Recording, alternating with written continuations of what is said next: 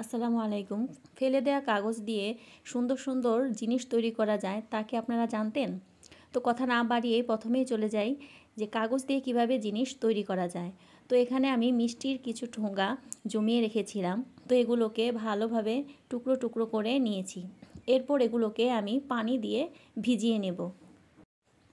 কাগজটা যখন নরম হবে, একদম ভিজে যাবে, তখন আমি এই কাগজগুলোকে আরও মিহিন করে নেব। আপনারা চাইলে এগুলো বাক্সর বদলে পেপার ব্যবহার করতে পারেন। এছাড়া জুতার বাক্স আছে, সেগুলো ব্যবহার করতে পারেন। দেখতে পাচ্ছেন আমার কাগজটা কত সুন্দর নরম হয়ে একদম গলে গিয়েছে। আমি পানি দিয়ে ভিজিয়ে রেখেছিলাম।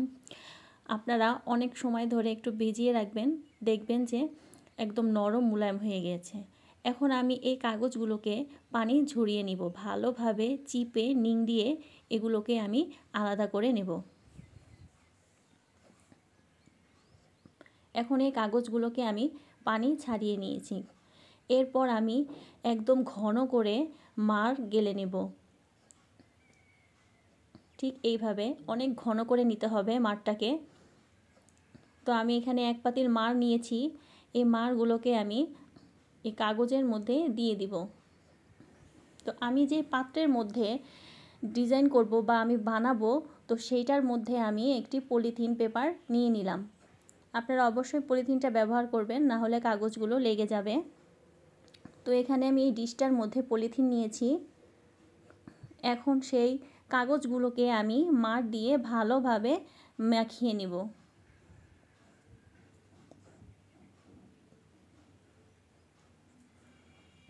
এখন এই মারগুলো আমি ভালোভাবে কাগজের সাথে একদম মিশিয়ে নেব।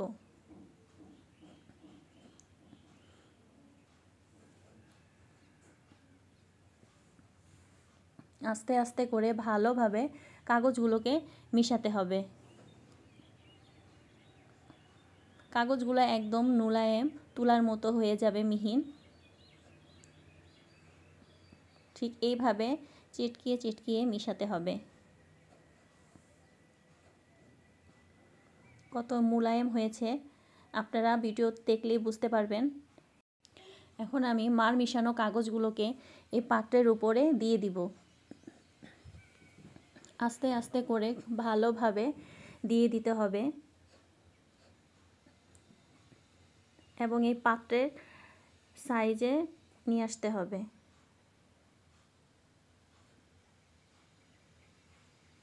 ঠিক এইভাবে আস্তে আস্তে করে আপনারা দিয়ে দিবেন। দেখছেন কাগজটা কত সুন্দর মিহিন হয়ে গিয়েছে, মারের সাথে একদম মিশে গিয়েছে।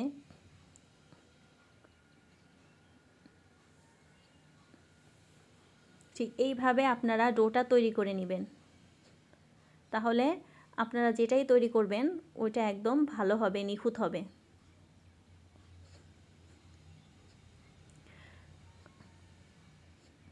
এখন আমি পুরোটার মধ্যে আস্তে আস্তে করে লেপে দিব। তবে এই একটা জিনিস খেয়াল রাখতে হবে, এই কাগজের তৈরি জিনিস যখন আপনারা বানাবেন অবশ্যই কড়া রোদ লাগবে। কড়া রোদের মধ্যে এটা শুকাতে হবে। কড়া রোদ ছাড়া আপনারা এটা করতে পারবেন না এবং ভালো হবে না। তো যখন কড়া রোদ উঠবে ঠিক তখনই আপনারা কাগজ দিয়ে এটা তৈরি করবেন।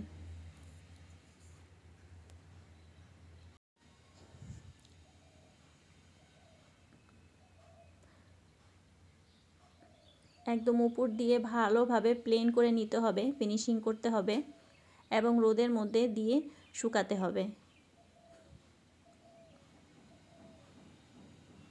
আমি এখানে ছোট একটি সসপ্যানের উপর দিয়েছি। আমার এটা হয়ে গিয়েছে। এরপর আমি মুড়ার উপরে দিয়েছিলাম, এটা শুকিয়ে নিয়েছি। আমার মুড়াটাও হয়ে গিয়েছে। আমি ছোট ছোট বাটিও নিয়েছিলাম, এই যে বাটি তৈরি করেছি।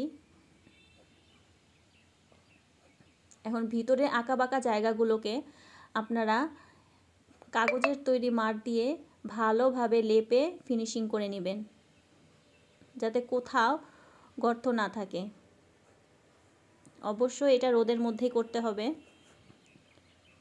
আমার সসপ্যানটা ছোট একটি সসপ্যান, একদম শুকিয়ে গিয়েছে, দেখতে কত সুন্দর লাগছে।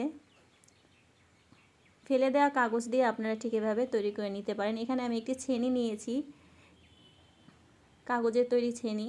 কত সুন্দর হয়েছে। এটার উপরে আমি রং করেছি এবং বাকিগুলোতেও রং করব। আপনারা চাইলে ঠিক এইভাবে কালার করে নিতে পারেন, আলপনা করতে পারেন, দেখতে অনেক সুন্দর লাগবে এবং কেউ বুঝতে পারবে না এটা আপনি কাগজ দিয়ে তৈরি করেছেন। তো আপনারা ফেলে দেওয়া কাগজ দিয়ে ঘরে ঠিক এইভাবে জিনিস তৈরি করতে পারেন।